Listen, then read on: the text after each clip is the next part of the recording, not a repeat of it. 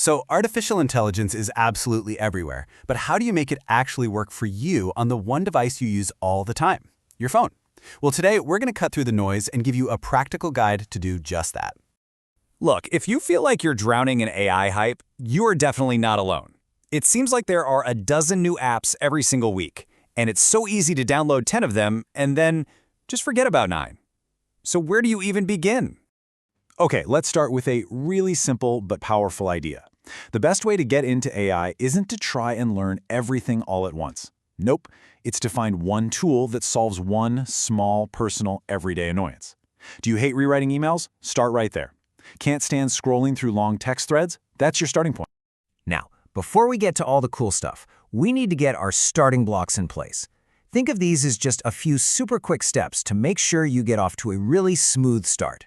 First things first, update your phone's operating system. Seriously, this is probably the #1 reason you might not be seeing some of the new AI features. Second, don't think about brands. Think in terms of lanes. You've got your built-in assistant for quick stuff, a chat app for deeper thinking, and your camera for, understanding the world around you. And here's the most important part. Pick just one main tool to start with. Why? Because this is all about building a habit, not collecting apps. Focusing on one tool means you won't get overwhelmed and you'll actually learn what it can do.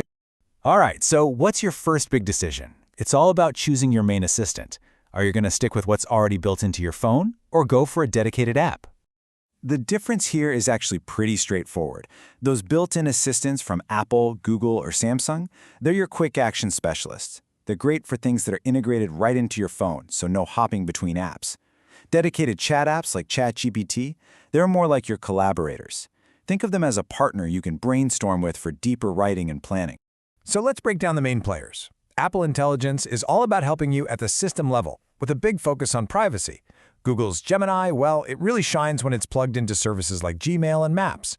Samsung's Galaxy AI is super integrated for things like photo edits and translations. And then there's the ChatGPT app. That's your go-to for turning a tangled mess of thoughts into clean, clear text. Just remember, the goal isn't to find one app that rules them all, but to find the right tool for the job you need done. All right, you've picked your tool. Let's talk about getting some quick, practical wins.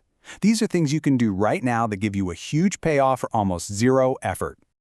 Writing tools are the perfect place to start. I mean, we've all been there, right? You've typed out a frustrated message, but instead of deleting it, just ask your AI to rewrite it. Make this sound less annoyed is a real prompt you can use, and it's so helpful. It's totally low risk and it's instantly useful. Next up, summaries. This is where AI basically becomes your brain's best friend. It saves you so much time and mental energy. Got a ridiculously long email thread or a dense article?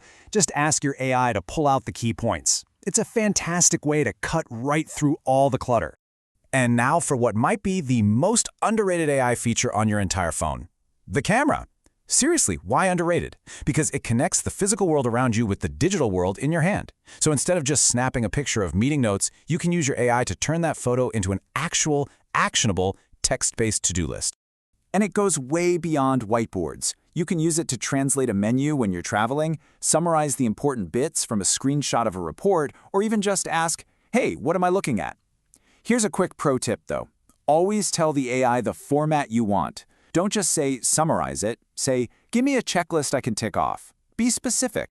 Okay, so you've got the basics down. Let's level up. We're going to look at how you can get much better results while also using AI safely and keeping your privacy in mind. First, you need to know this word, confabulation.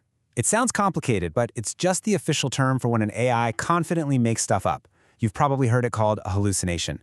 And understanding that this can happen is absolutely key to using AI well. Which brings us to this crucial point. AI is not a fact oracle. It's a drafting partner. It's brilliant at creating a first version of something, suggesting ideas, cleaning up your writing. But for anything that really matters, facts, figures, dates, rules, you have to be the one to verify it yourself.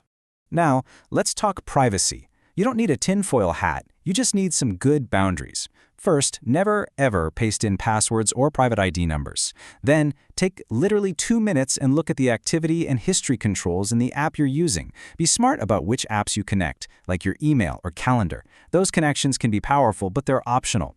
And whenever your phone offers it, like with Apple Intelligence or some Samsung features, go for on-device processing. It's just an extra layer of privacy. So, after all that, what's the one thing you really need to remember from all of this? Here it is. It's this simple. To really use AI well on your phone, just start with one assistant, whether it's built in or a chat app. Then lean hard on this powerful trio, rewriting your messages, summarizing long text, and using your camera to make sense of the world. That combination covers most of your everyday needs without turning your phone into a jungle of apps you never touch. At the end of the day, the best AI is the one that you actually feel comfortable with and, well, actually use. It's a tool that's just waiting to make your life a little bit easier. So, that really just leaves one question. What's the first everyday irritation you're gonna fix?